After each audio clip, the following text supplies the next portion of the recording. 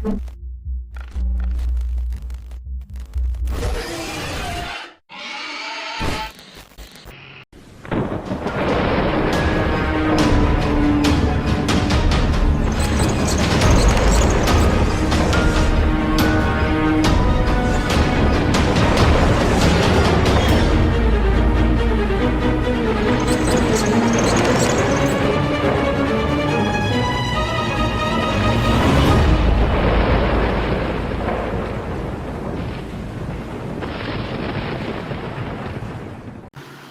दोस्तों, आपका स्वागत है हिंदी हॉरर डायरी पर।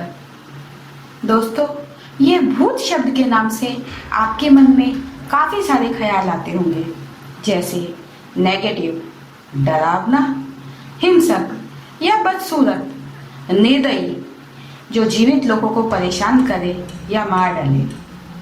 पर ये पूरी हकीकत नहीं है। कभी कभी भूत या आत्मा के साथ हमारा सामना एक रोजमर्रा की जिंदगी सा होता है, जिसकी सच्चाई हमें बाद में पता चलती है। ऐसी ही एक अनोखी कहानी सूरत के डेलासा गांव की है, जो एक सच्ची कहानी है। और इस कहानी से जुड़ी कुछ तस्वीरें देखने के लिए वीडियो को अंत तक देखना ना भूलें। अगर आपको ये कहानी अच्छी लगे तो लाइक और कमेंट करें, दोस्तों के साथ शेयर करें और हिंदी हॉरर डायरी को सब्सक्राइब करें। हेलो, मेरा नाम हेमंत है।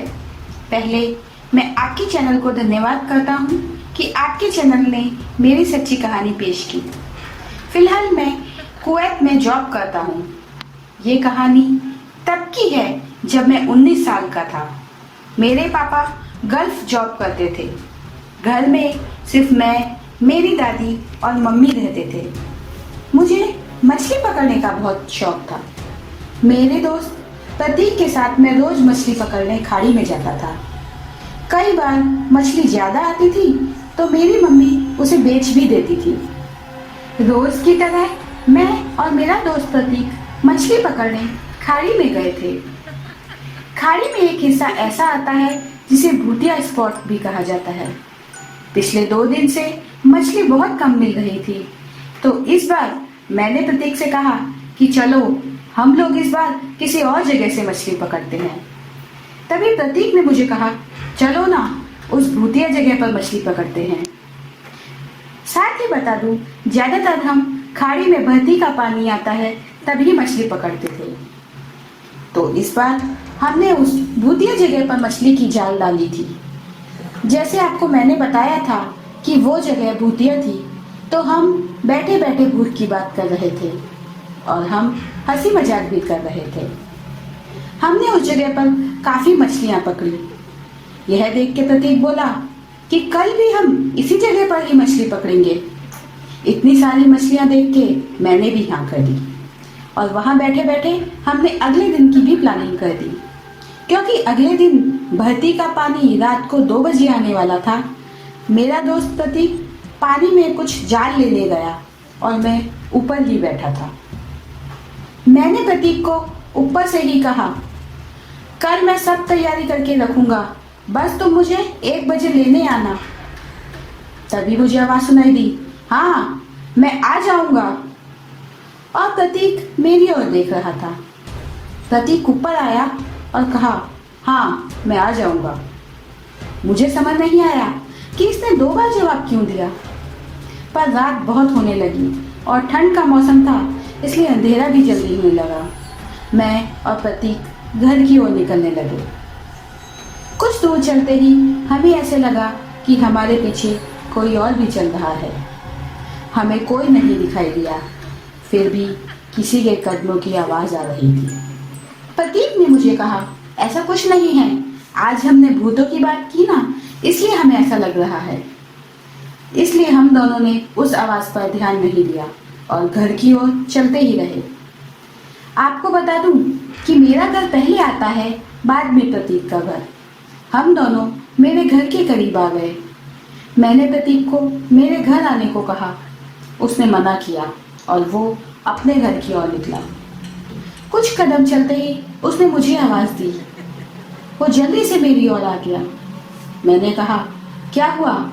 उसने कहा, यार मुझे तेरे पीछे एक परछाई दिखाई दी।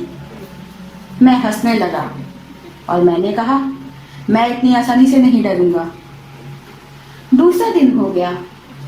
जैसे कि मैंने बताया कि हम रात के 2 बजे मछली पकड़ने जाने वाले थे, इसलिए मैंने रात के 8 बजे सब तैयारी कर रखी थी, ताकि जब प्रतीक आए तो बस सामान लेके सीधा खाड़ी की ओर निकले। मैं थोड़ा जल्दी सो गया। तकरीबन 1 बजे प्रतीक आ गया और मुझे आवाज़ देने लगा।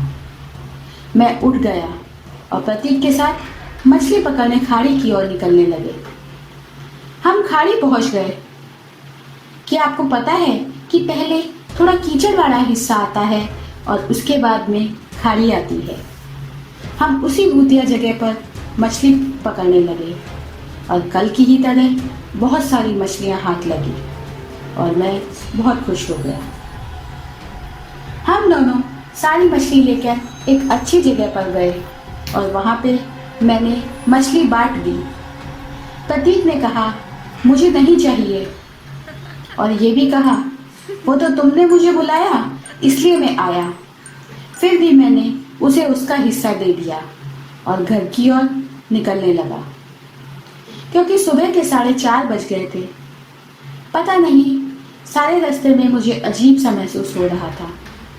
मैंने घर के करीब पहुंच गया और प्रतीक भी उसके घर की ओर निकल गया।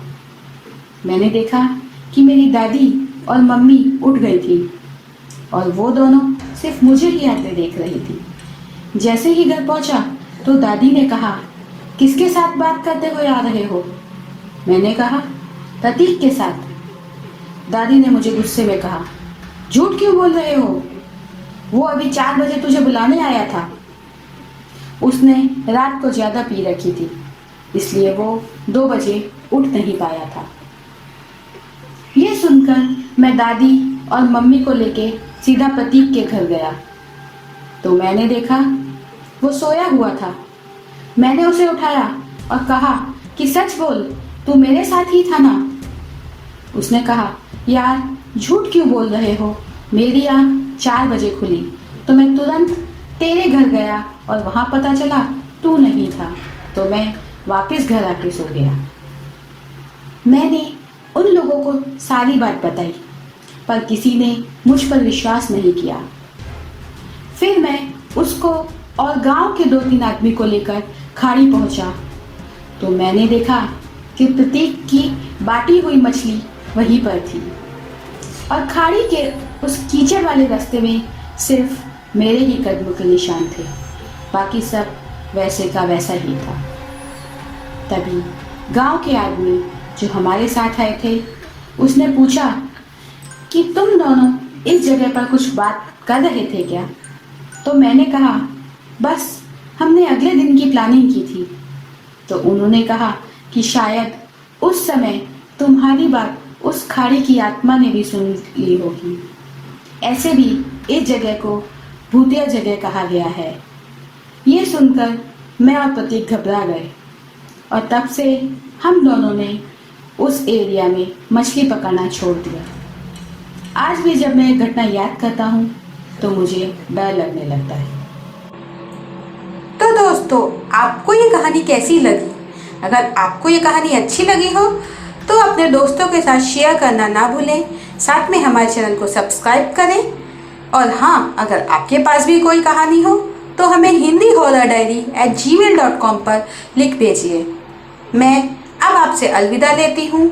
अगले हफ्ते फिर हाजिर होंगी एक नई कहानी के साथ।